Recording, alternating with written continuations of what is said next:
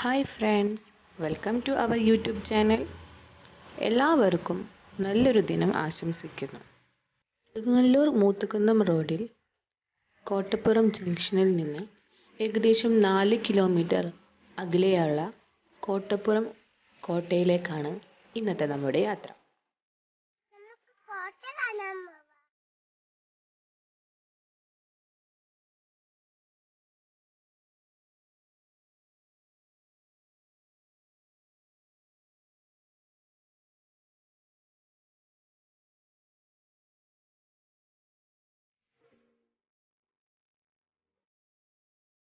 വളരെ ചരിത്ര പ്രാധാന്യമേറിയ ഒരു കോട്ടയാണ് ക്രാങ്കന്നൂർ കോട്ട, കൊടുങ്ങല്ലൂർ കോട്ട എന്നൊക്കെ അറിയപ്പെടുന്ന ഈ കോട്ടപ്പുറം കോട്ടയ്ക്കുള്ളത്.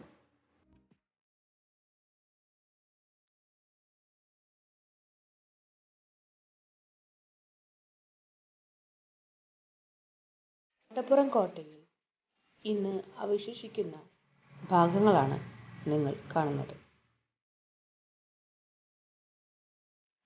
ഈ കോട്ടയുടെ ചരിത്രത്തിലേക്ക് നാം എത്തിനോക്കുകയാണെങ്കിൽ 1523 പോർച്ചുഗീസുകാർ പണികഴിപ്പിച്ച ഈ കോട്ട 1663 ഡച്ചുകാരാണ് തകർത്തത്. സാമൂതിരിയും കൊച്ചി ഭരണാധികാരിയും തമ്മിലുണ്ടായ പല യുദ്ധങ്ങളിലും കോട്ടപ്പുറം കോട്ട ഒരു പ്രധാന പങ്ക് വഹിച്ചിട്ടുണ്ട്.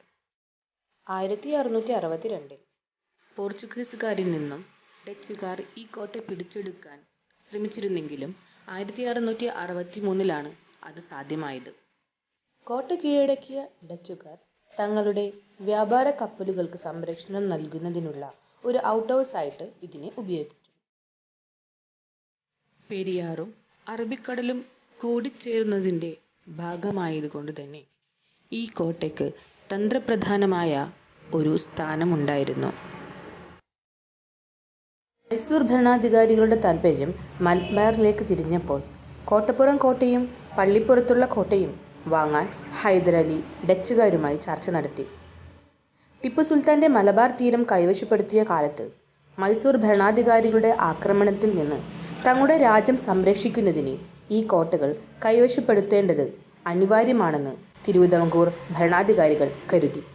അങ്ങനെ അന്നത്തെ തിരുവിതാംകൂർ രാജാവായിരുന്ന രാമവർമ്മ ധർമ്മരാജ 1789 ജൂലൈ 31 ഈ രണ്ട് കോട്ടകളും വാങ്ങി. 1909 തിരുവിതാംകൂർ ദിവാനായിരുന്ന രാജാ കേശവദാസയും ഡച്ച് ഗവർണറായിരുന്ന ജോൺ ജെറാർഡ് വാൻ ഏഞ്ചൽബെക്കും ചേർന്ന് കരാറ് നടപ്പിലാക്കി. പിന്നീട് അത് നശിച്ച നിലയിൽ കണ്ടെത്തിയതിനെ തുടർന്ന് തിരുവിതാംകൂർ പുരാവസ്തു വകുപ്പ് കോട്ടയ്ക്കുള്ളിൽ ഒരു സ്മാരക സ്തംഭം സ്ഥാപിക്കുകയും പൊതുസ്വത്തായി സംരക്ഷിക്കാൻ തീരുമാനിക്കുകയും ചെയ്തു.